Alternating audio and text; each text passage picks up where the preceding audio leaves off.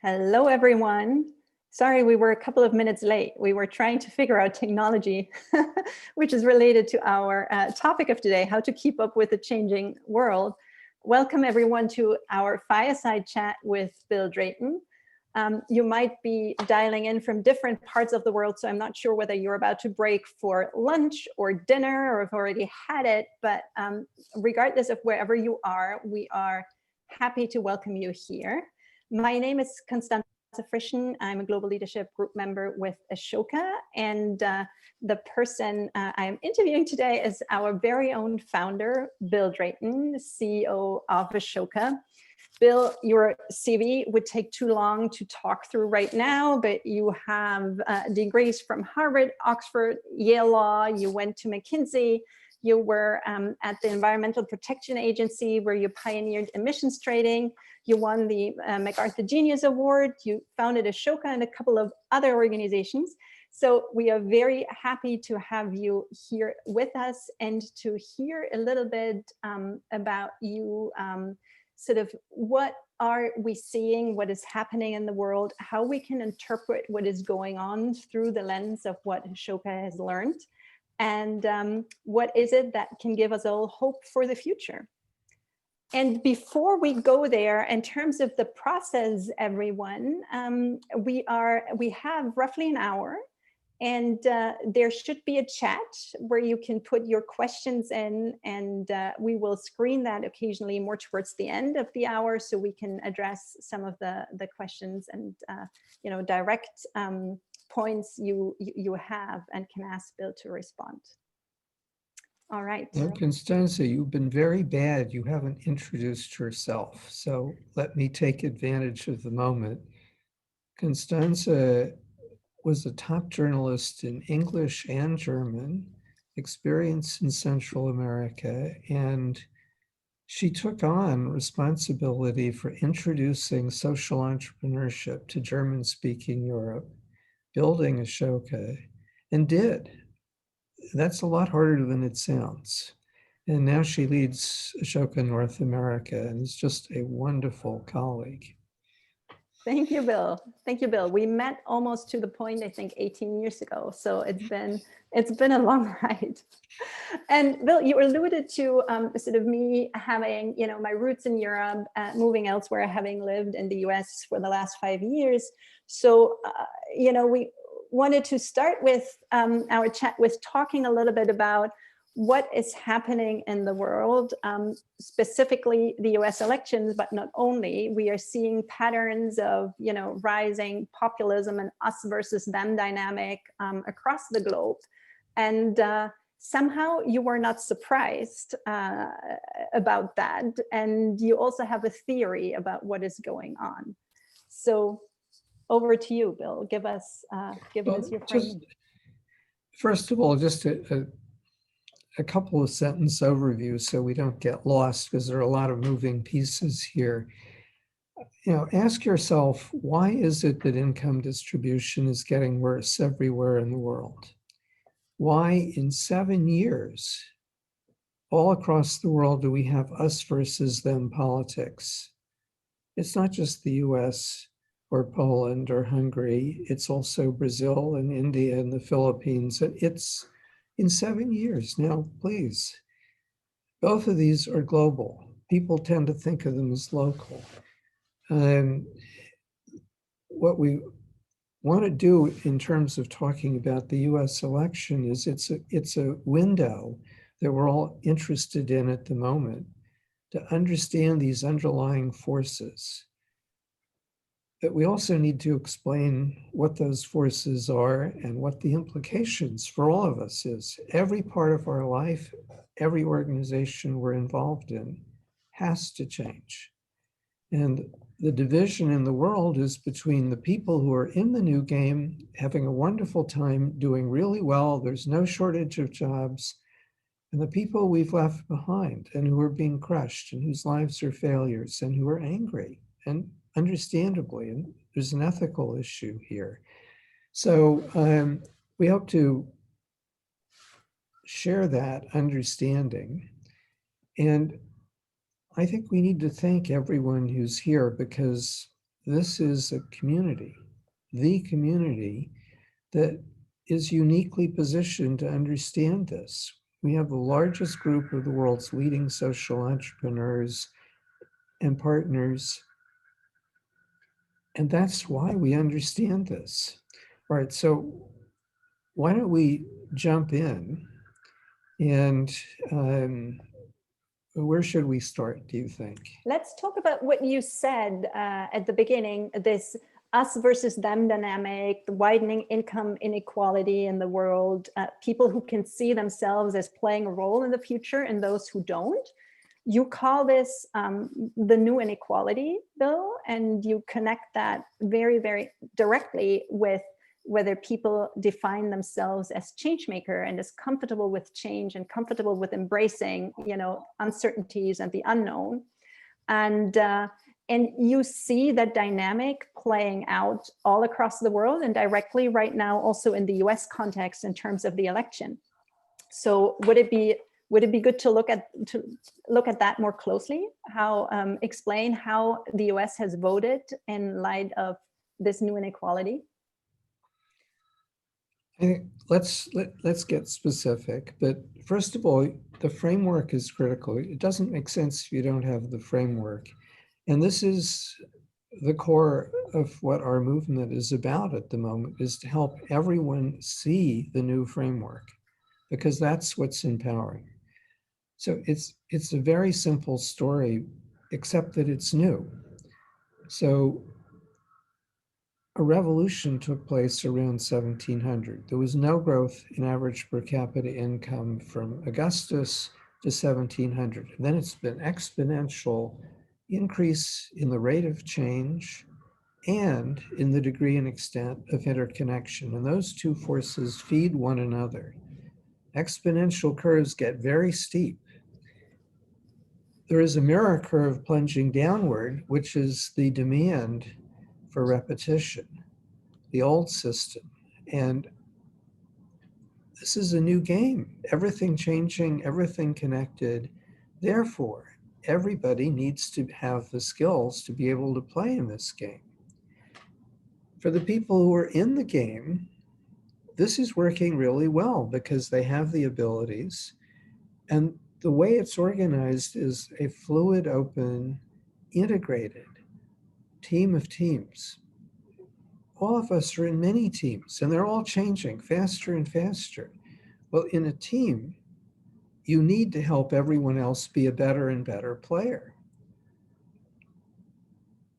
That's why this is such a better world. There's no way that the problems outrun the solutions when everyone is a change maker and we know how to work together.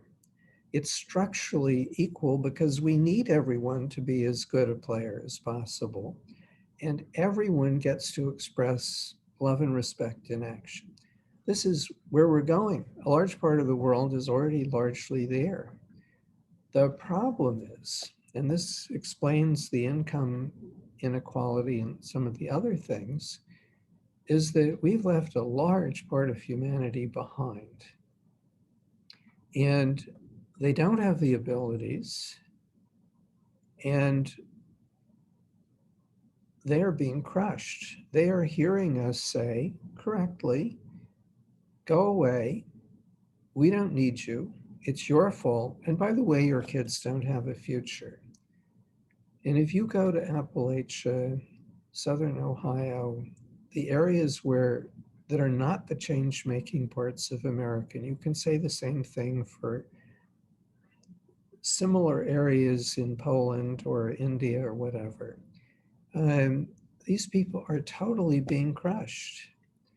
And so let me give you some statistics. These are US, but they exist around the world. So in one generation, the parts of America that are not the change-making parts have lost 4 years of life expectancy. Now think about that, lost 4 years of life expectancy. And this is mainly middle-aged people killing themselves slowly. Self-suicide, my life is a failure, I'm blaming myself, smoking, drinking, alcohol, the opioids, broken families, everyone around you like this, and it all feeds on. So that's one sign. In an even shorter period, 16 years, the portions of America that are not the change-making areas compared to those that are. At the beginning of the period, the change-making areas were probably had 10% more economic output per capita. At the end of 16 years, it's 2 to 1. Those exponential curves. Now, if you are on the side of where the curve is going down, and that's your only abilities, and that's your local economy and society, it's grim. And these people are desperate. And so one of the other indicia is that the ratio, the proportion of jobs that are repetitive jobs in an area, if it's 50%, that area and the people in it are in terrible trouble because those jobs are going away. And so you can go to one measure after another and they show the same thing. We've developed something called the Changemaker Density Index. And applied worldwide, you can see that, for example, health, high changemaker density index, health indicators are much better, and vice versa. So this is not ambiguous. This is factual. We are crushing 40% of America, varying percentages elsewhere, but a large number of people.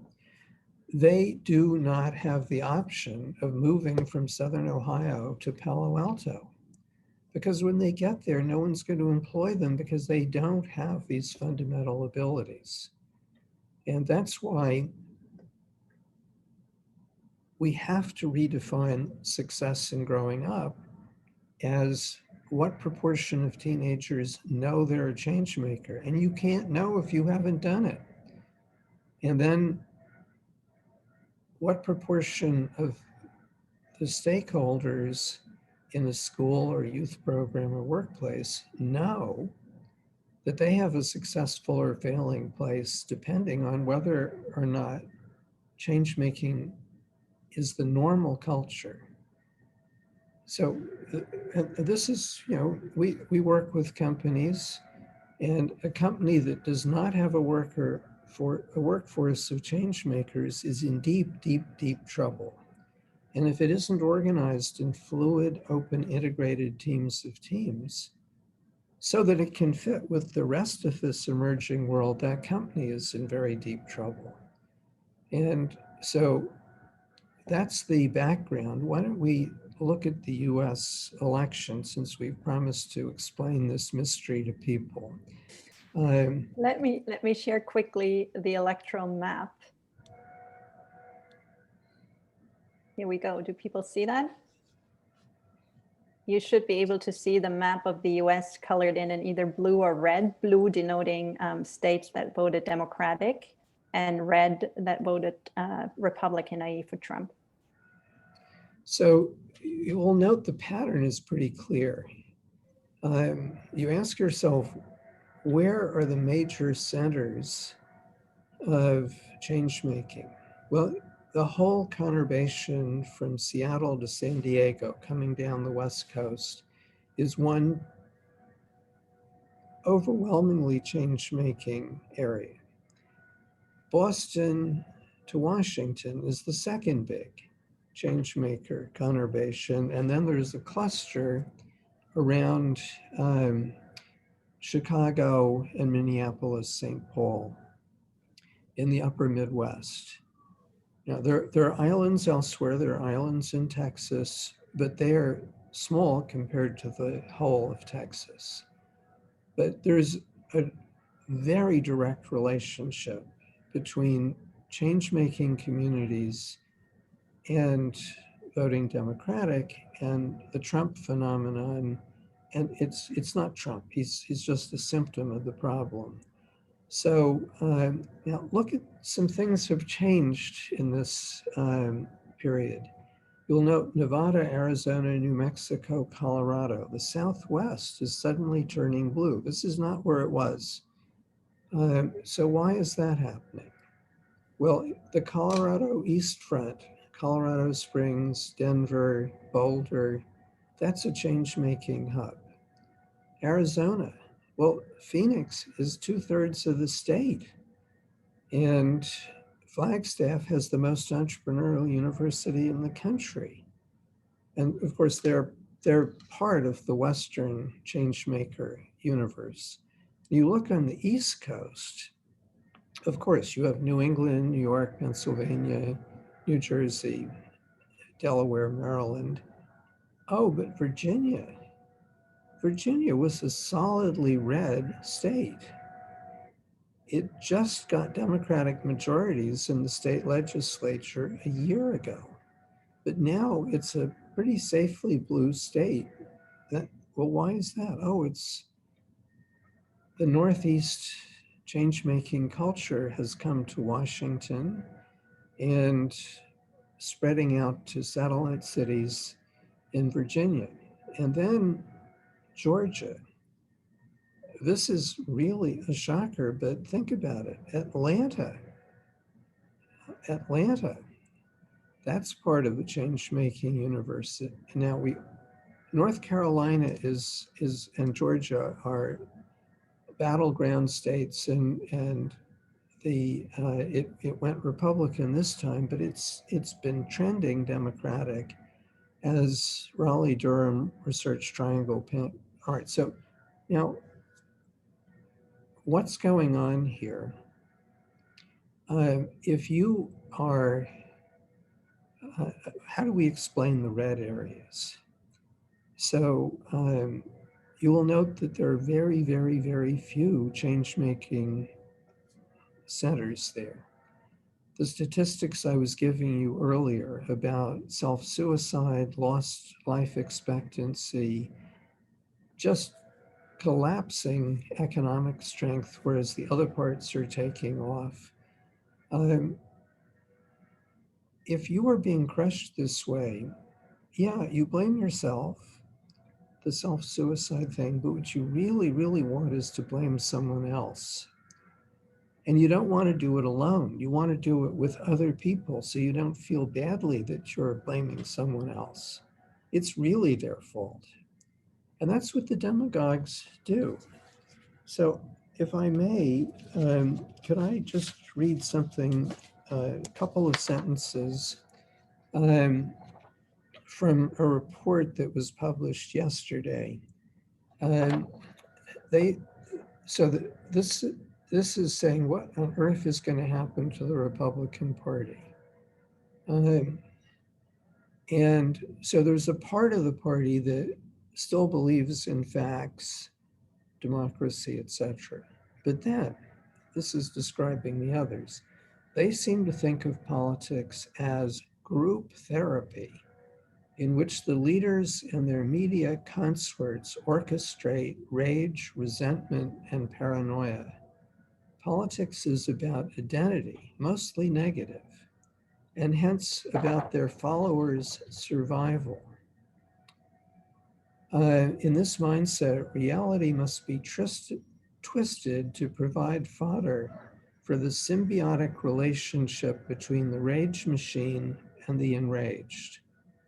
The defining question here is how they can cultivate a codependent relationships with Americans willing, anxious to be infuriated and enlisted into a tribe of the resentful. So it's a vortex. These people are being crushed, and unlike the old inequalities, this one gets worse every year by a geometric level. You go to these areas, Appalachia, Southern Ohio, you can see it, you can feel it. These are people who are really crushed. We should not be angry with them. We should not look down on them. That is making it worse. These are people who are really hurting. And now, how do we solve this? There is one and only one solution, and that's the heart of our work. Making sure that every single human being has the ability to contribute, to And Bill, be a quickly, powerful person, a change maker. That's it. If we help all those people in those red areas be change makers, the division, and I just make one other point. And I promise this is my last thing on this subject. If you are an African American or a Muslim in India or fill in the blanks, the demagogues have chosen you to be a target. Well, first of all, people who are from disadvantaged groups are more likely to be on the wrong side of the new inequality because it's part of their being disadvantaged in terms of education, etc. Then the demagogues make you the subject of the rage machine. That hurts. And then society can't solve its problems, and that hurts again. So it's not the old inequalities and the new one are in many cases self-reinforcing. But, and this is again our opportunity as a community, we can help anybody, disadvantaged groups included, to leapfrog into the new world where the demand way exceeds the demand. Why is it that incomes are going up in the change-making economies and they're going down in the non-change make? Well, the second part is obvious. Those jobs are going away. Well, why are they going up in the change-making? Because the demand way exceeds the supply. You know, and if you are, you know, a purple person with pink hair and you have these skills, people want you.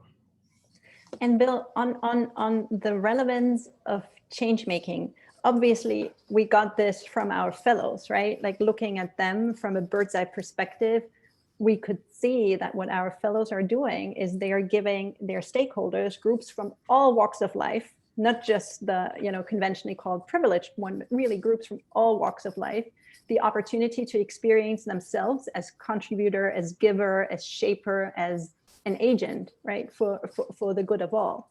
So I think I heard you call fellows like the best focus group for the future that we have. So just wanted to point out this is where the insights were originally caught from. So it's exactly right. Focus groups are less and less useful in general because it's about whatever is in people's heads, and that helps you choose pink versus blue for pajamas. But it doesn't help you when the question is, what are we designing for the future? And the faster things change, that second question becomes more and more central. The best focus group anywhere in the world for figuring out where the world needs to go is our fellows. Because if you are an entrepreneur, you get no satisfaction from writing a book or doing a demo. The only thing that will make you a happy person in life is your vision has become the new reality across society. You are not going to bet your life on an idea if you don't have some intuition about what the world is going to need in 15 years when your idea comes up. That is something entrepreneurs don't do. And so this is something we've learned. It's really astonishing. And it's obvious, but it's so powerful, it's astonishing. We've got 1,300 fellows who are primarily focused on kids, about a third of the total. 90 to 95% put kids in charge. Math scores go up, language scores go up, bullying rates go down. Okay, that's a pretty clear pattern. It's exactly what an everyone a change maker world needs. And that's about 1 million schools across the world that fellows in one way or another have put kids in charge. And oh, well, we can learn from that. And in health, it's putting patients, family, friends, neighbors, peers in charge. And how do you do that? Oh, that fits the new technology very nicely, et cetera, et cetera. So that's a huge gift. And everyone in our community, everybody starts with that intuition and values. We want everyone to be able to be a giver in life, a healthy, happy person in life. You can't be a healthy, happy person if you're not a giver. You can't be a giver if you don't have these abilities. And so we didn't understand this when we got started. But it's the same purpose, and leading social entrepreneurs are the role models. The first thing we did was create the frame change about a new construct. It's okay to care and to organize. Actually, it's rather cool, and people recognize it, and it's feasible. That it's not that we're going to have millions and millions of pattern change entrepreneurs, but everyone can be, needs to be a change maker. And so this power of frame change, well, who does it? Well, our community. The people in this conversation are the people who are at the heart of this, understanding it, being able to articulate it, changing your own life, your kid's life, your friend's life, your organization's life. And Bill, you are so over the last years, I might say, increasingly obsessed with the quest that every young person gets to define themselves as a change maker. And I would like to ask you, and there's a question in the chat coming up that's also going to Dad, how that relates to your growing up experience. How do you connect this personally? Because I think you also made you felt really empowered through the way you grew up and experienced yourself early on as someone who can contribute. So I promise I'll get there, but we know that any young person who has the experience of having her dream, building her team, changing her world, her class, her school, her neighborhood, whatever, she has the power. She has her PhD in what the new world requires. And you can see that in today's great entrepreneurs, business or social. Just ask them when they first started something and see their eyes come alive, because that's when they got their power. Richard Branson started a magazine and quit high school at 16. As usual, he was all in. And it's that story over and over and over again. We see it in the fellows. So I fit that pattern. I had huge, wonderful advantages. Both my parents, one in Australia, one in New York, did totally crazy things when they were 19, i.e. they had given themselves permission to do this. Like, that's the best. And I grew up in Manhattan, 400 years of immigrants coming and succeeding. Well, there is an energy, and then the civil rights movement is a Gandhian movement. So, also, if you saw me up in person, you would figure out immediately I'm hopeless in contact sports. I'm always the crash sheet, which is not a good thing to be. And I didn't understand why I was being tortured with math and Latin and French in elementary school, so I didn't really do very much there. Really loved history and geography. So what to do? I started stuff, and the most successful was the newspaper that started as hand typed with carbon paper. Saved up, got a mimeograph machine, and it became, a 60-page newspaper going to kids from many schools with advertising and sales, etc. I thought this was unbelievably cool. And my parents never complained. every time an issue came out, there was a whole bunch of kids came to the apartment, and there were stacks of paper that had been mimeographed, and they had to be collated and stapled, and for the high-priced ones, colored tape put over the binding. And there were staples coming out of the furniture all the time, no complaints. And, you know, I had a principal who said to my parents, don't show you're anxious. And he made room. That was so many gifts. And, you know, we can see that. And so, you know, just coming back to why this is so important, this is the key to being able to contribute in the only reality we have, an everything changing world. And if you grow up in a culture where where change making is the norm. So let me just give you. And just on that, I think it's a noteworthy pointing out that it wasn't just good for you, but also for the kids that worked with you, right, to create this paper. And some of whom are friends to this day. Yes. So here's an anecdote. It's one of my favorites. I went to a meeting of young change makers that Ashoka organized, a lunch, and 6-person table, and this very small young woman came and sat down next to me.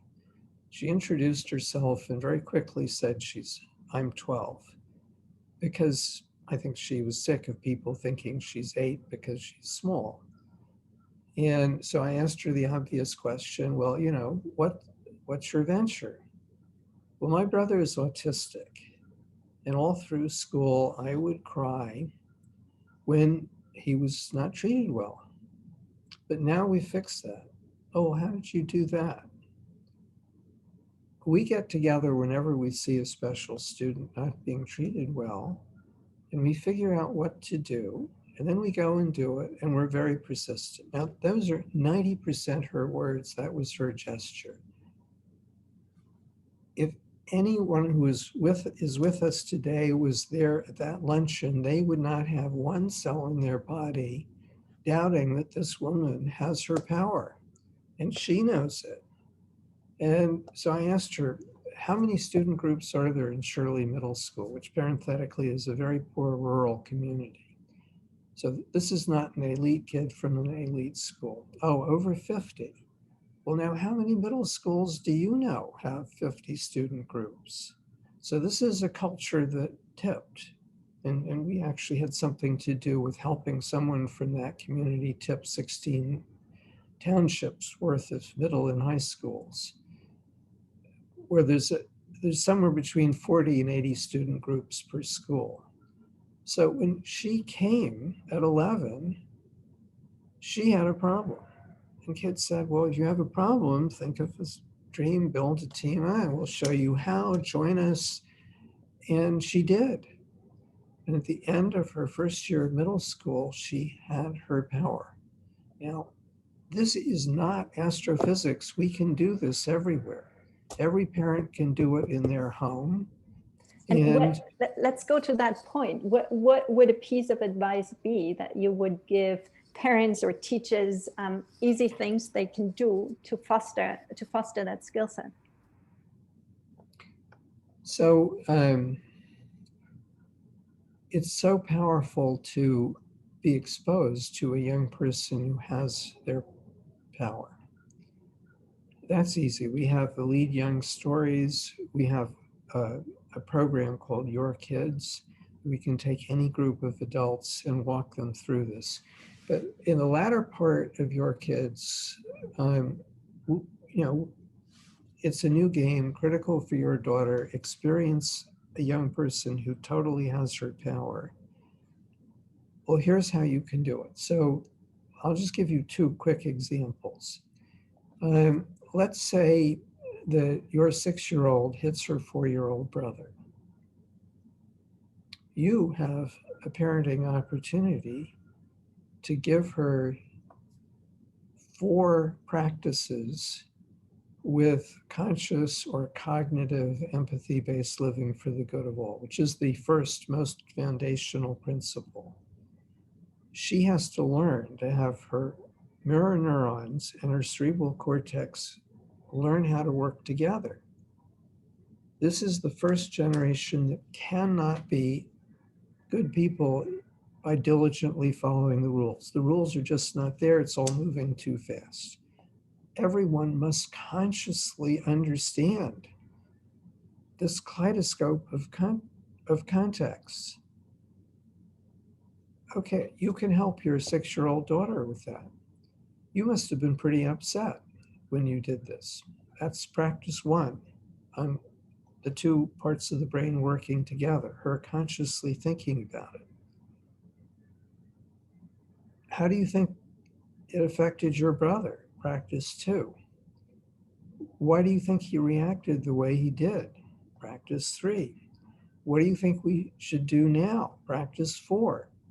Now, this requires practice, but this is really easy. You know, she does something very nice 5 hours later. Go through the same 4 things. Any parent can do this. You don't have to change the world. But this is, you know, here's the other example. Your 12-year-old comes home and says, Constanza, the kids are having trouble with math. Or I don't like the way immigrant kids are being treated. Or the school is an environmental mess, or whatever. You have one of those great parenting moments. Put everything down, put your arm around her. I'm really proud of you for seeing this problem. That's 80% solved already. Now, what do you think you can do about it? And just draw her out gently.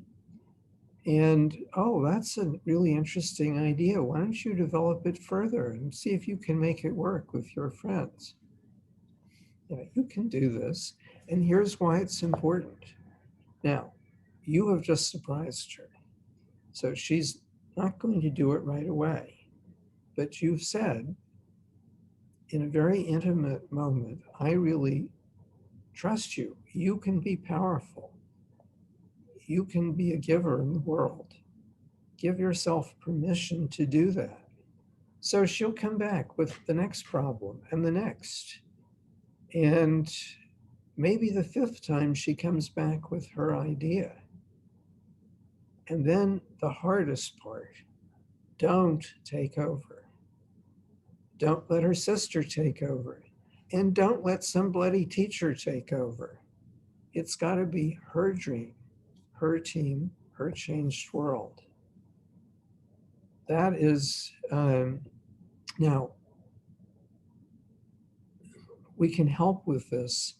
Ask questions. Now, what are the sort of problems your daughter is going to face in her school? Well, the school may not be an Everyone a Changemaker school. Well, then she's going to have to fight the youth culture. And she's going to have to fight the bureaucratic barriers that adults have created, the so-called insurance problem, or the janitors won't allow it, all of which is nonsense. But, you know, if you're in the 7th or 8th grade, those are, what's insurance? This is, so the first bunch of kids who do this, okay, you've got to help them figure out what is insurance. Don't allow that to stymie you. So helping without taking over is really important. And exactly, Constanza, you're right. The first, if you have 500 kids in a school, all we need is 1% to do this. And the culture starts to tip. And once it's tipped, it never goes back, because kids, like the rest of us, want to be powerful givers. And once they have that, you can't take it away. 5 kids, their dreams, their teams, their changed world. And you could have Captain Queeg running the bloody school, and the culture would change. And we can do this.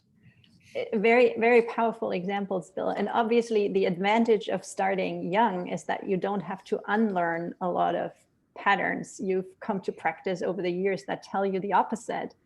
And there is a really interesting question in the chat that is somewhat related, that is talking about, I'm assuming the context is the US, white working at middle class Christians having grown up internalizing the sentiment of feeling socially, educationally, morally lesser than others. So having made the experience of being looked down upon. So the question is, how can these individuals become givers? How can we tap into their agency?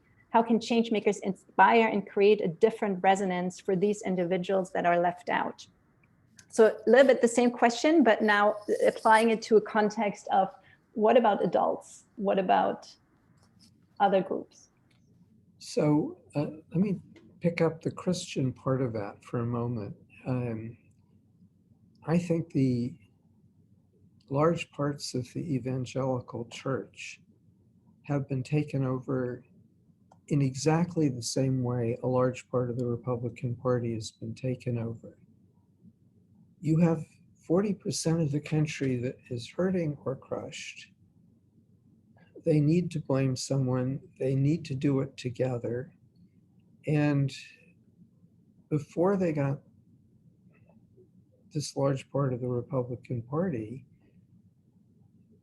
many of the evangelical churches were pulled in. And that is the single strongest political base for the Trump type of people. So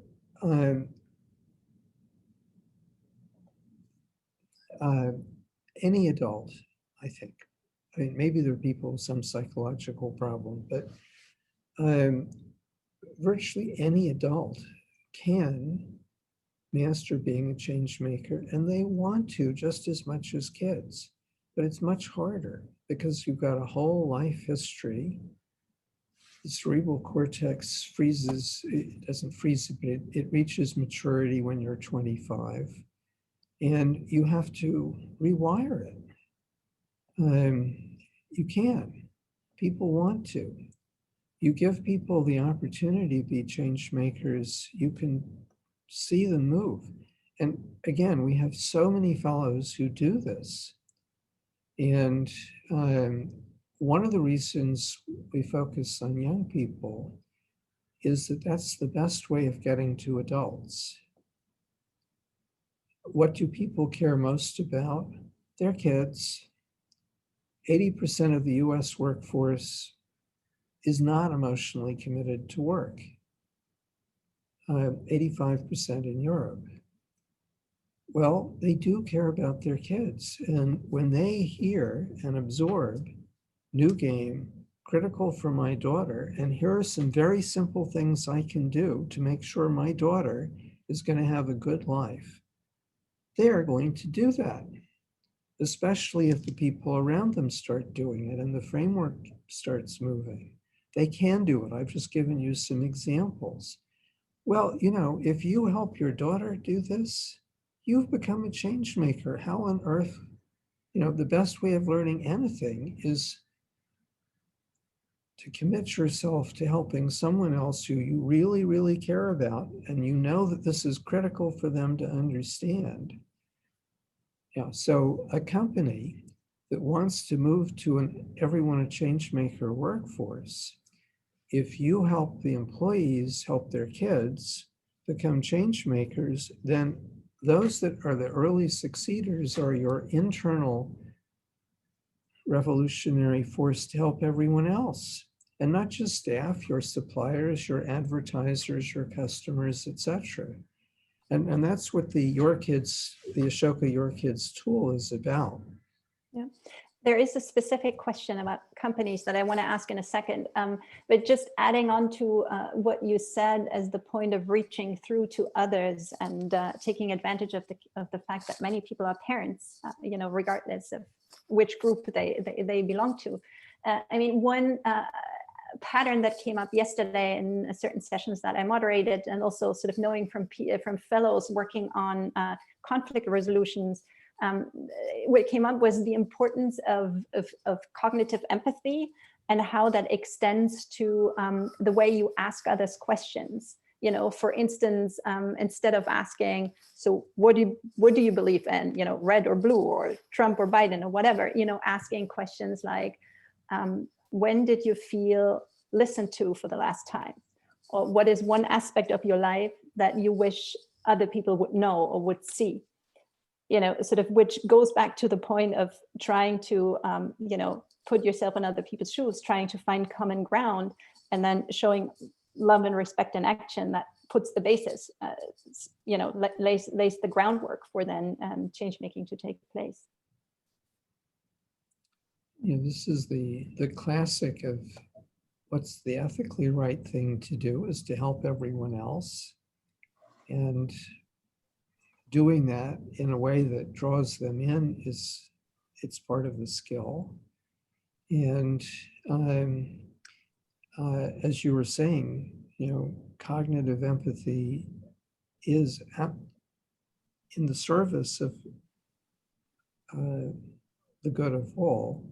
That is what makes people happy. The great prophets, all of them, that's what they said 2,000 or so years ago. That's what science tells us.